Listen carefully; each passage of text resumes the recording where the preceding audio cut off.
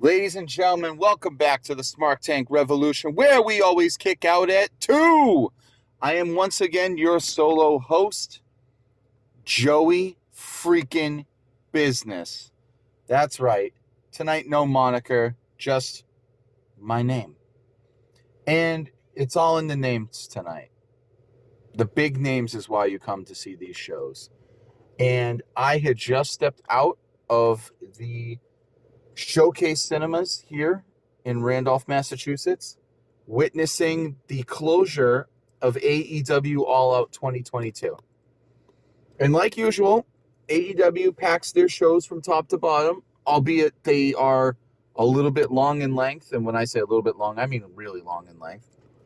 But the main event, what puts asses in the seats, what you all came to see, we're doing this backwards. I'm recording this first, and then I'll record the rest of the matches retrospectively. But I had to get on the mic, had to get on the horn. I had to sound off on this.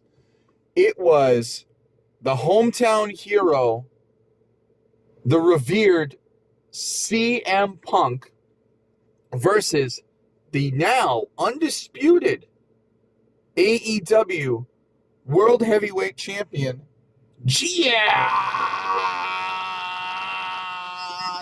Moxley, in glorious pro wrestling violence. That's what this was.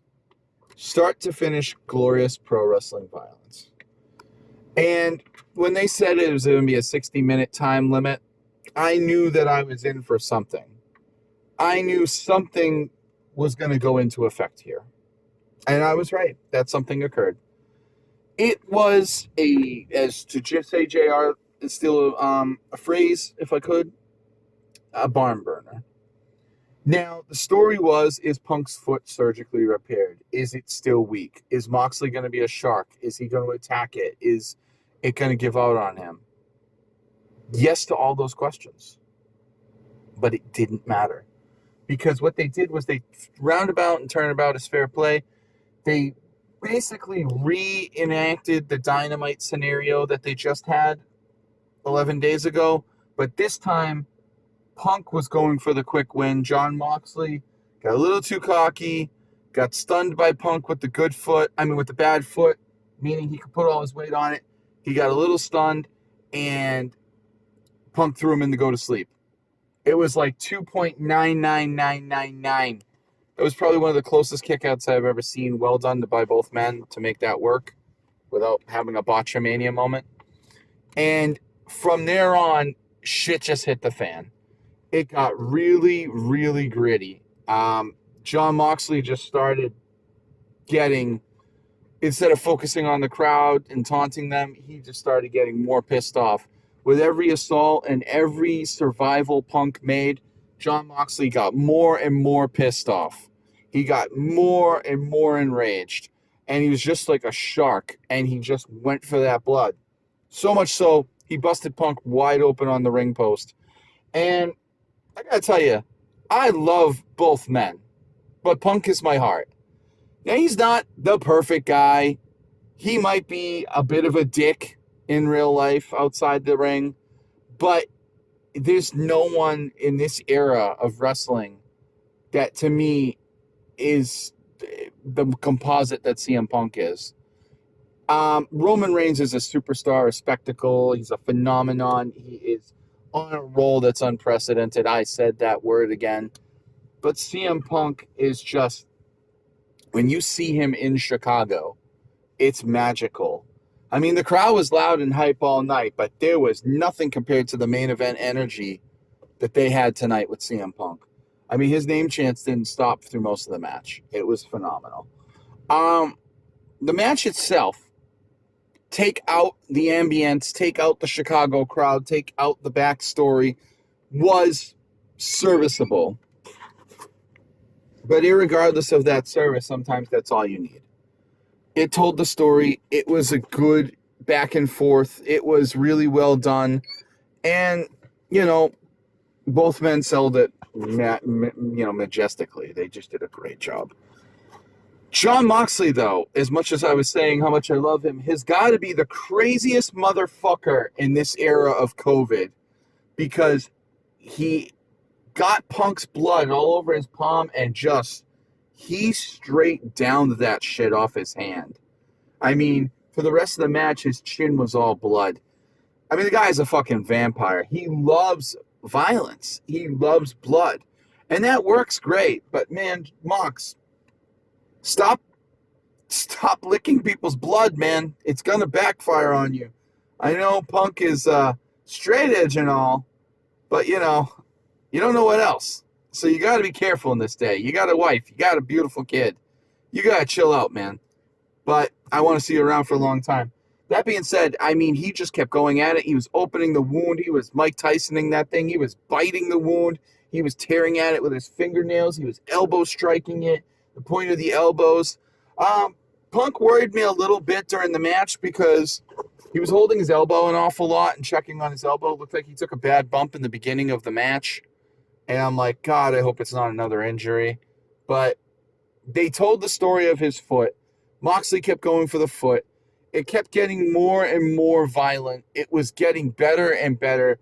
And, they were pulling out the stops. Moxley was hitting lariats, and Punk was hitting, charging knees and throws, and the Macho Man elbow. All kinds of just back and forth, back and forth. Moxley was in enemy territory, and he played it expertly. He was flipping off the crowd. He's telling them to go fuck themselves. He was doing exactly what you would in enemy territory. He's not John Cena. He's not going to maintain composure. He's a human being, not a robot. And he gave in, and he told the crowd, it was just really well done. Punk looked much better than he has in a bit, but not as crisp as he looked in Chicago against MJF, and not as crisp as he looked at Revolution in the dog collar match. That was probably one of his best showings. So he looks good. Does he look good enough to maintain a long run? I don't know. So that's the issue. But, back to the match. They're going back and forth, back and forth. A couple near falls. Moxley locked in his rear naked choke a couple times. Punk was able to reverse it. I thought we were going to get a Bret Hart roll-up finish from, a la Survivor Series 1996 with Austin. I was glad we didn't, because spent a lot of Bret Hart homages. I don't want Donnie going too crazy. He's leave him something. You can go back and rewatch those old glory days. But it was good. I was really impressed. I was happy. The blood was getting quite a bit. Like, it was all over Punk. He was the proverbial Crimson Mask. He just looked like he had ketchup all over himself. He was getting slower and slower, as he should. Moxley was getting more desperate. Punk was getting more desperate. They were throwing their big moves. And then all of a sudden, before the finish, Moxley hit a Death Valley driver, which was just flat out in the middle of the ring, on point. Should have been it. Punk kicked out. Another 2.9999 kick out. Great job. And then a couple back and forths again, and Punk finally manages to wrestle Moxley up, get him with the go to sleep. But this was unique. He hit the go to sleep flush, but he fell to his knees, and Moxley fell on his back. And Punk was on his knees with, his hands on his knees, and Moxley on his back across draped, like a cloak. And he couldn't really do much.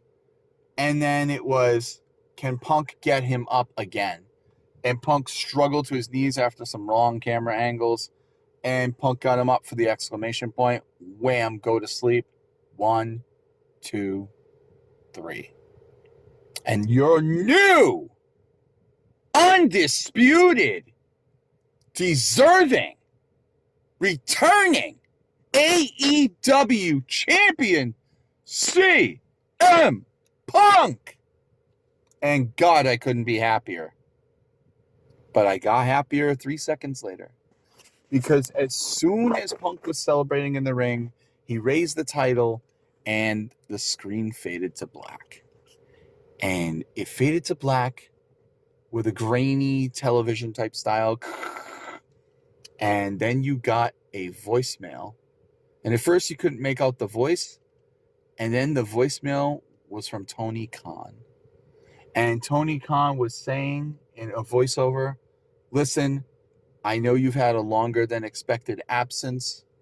You haven't been on television for almost 4 months.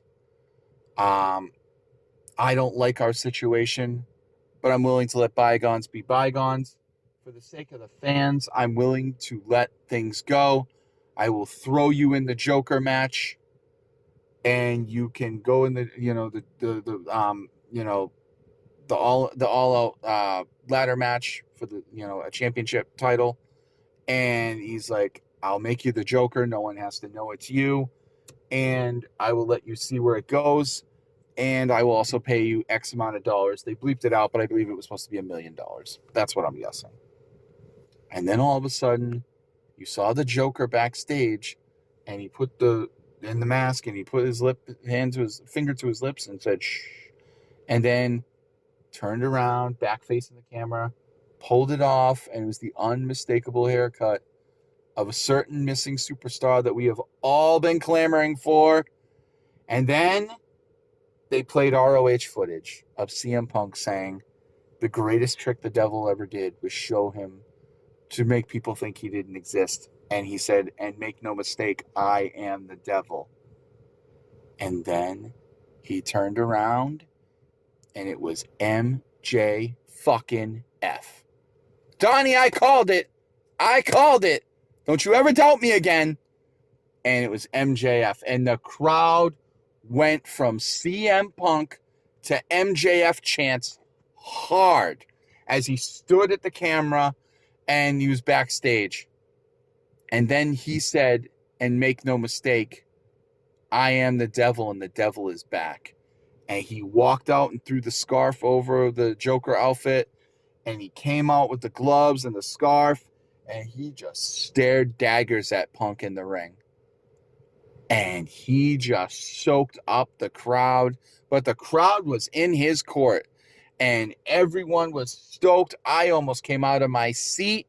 I had to videotape it and send it to Donnie. Dude, Tony Khan fucked you so hard. You missed the end of the show.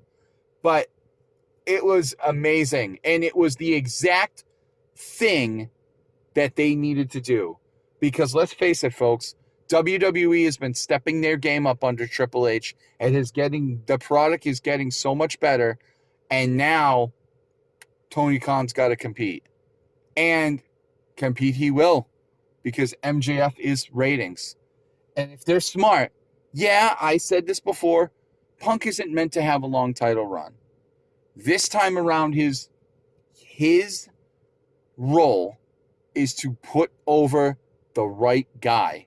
And the right guy, ladies and gentlemen, is MJF. If he's not the champion by their next meet, then AEW doesn't know what the fuck they're doing. But my God, what a way to end an amazing pay-per-view.